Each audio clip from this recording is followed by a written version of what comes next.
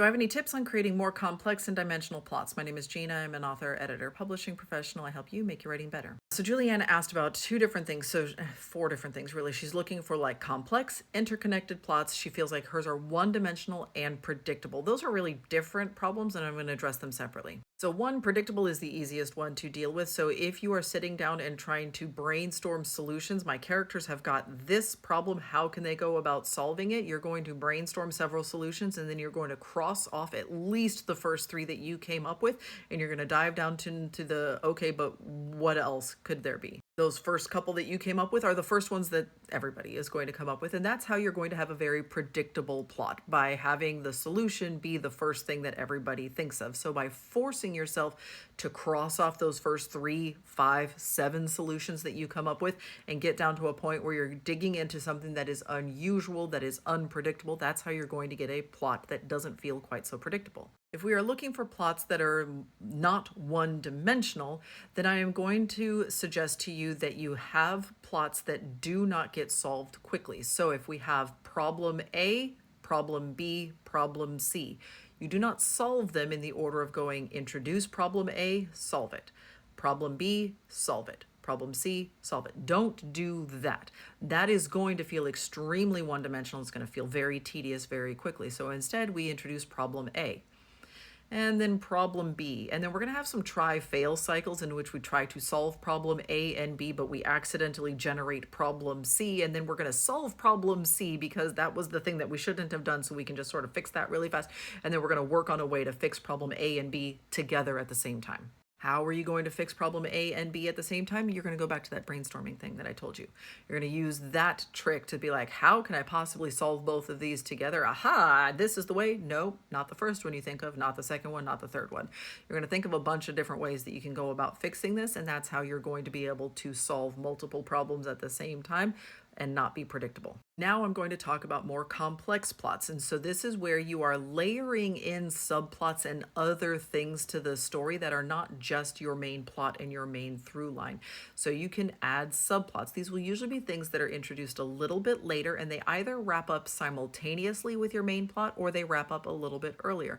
So this is where we can introduce a romance. We can introduce additional antagonists that are not the villain. So if there is an overarching villain for the story, but there are also smaller antagonists along the way, or somebody who is just sort of like getting in your way and making it hard to solve the thing. There may not even be a villain, but if we have like a romance story and there's no villain, there's a fiance that is complicating things because he's in love with two different people at the same time. So you're introducing other antagonists, other stumbling blocks. You can introduce sort of a ticking clock on things, that I have my article is due by this day. I've got 10 days to convince this guy that he's in love with me. That's the ticking clock on this. It can be an artificial clock that was created by somebody within the story, or it can be a very real clock that is like, this has to be done before the solstice and the universe has decided when the sun is going to do this thing. That's something that is not being controlled by the characters in your story. You get to decide that. A really good way to study this out is to watch sitcoms. They often have at least 2 plots going on, but those episodes are only 22 minutes long. So you can watch a bunch of them in a row and really pay attention to how they weave together these A and B plots. Sometimes they're not woven together. Occasionally these will be like parallel plots that look like they get woven together, but they really aren't connected to one another in the end. But many times they do get connected to each other at the end, or they end up having sort of like a similar lesson learned or like a similar vibe, so they feel cohesive and they feel like they go together.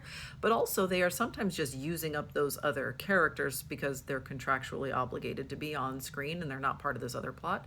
So you could start watching sitcoms and really pay attention to whether or not these plots are connected to each other and when they're not. And when they're not, you're not paying attention to those ones, but you're going to then go back and watch the ones in which those plots are connected.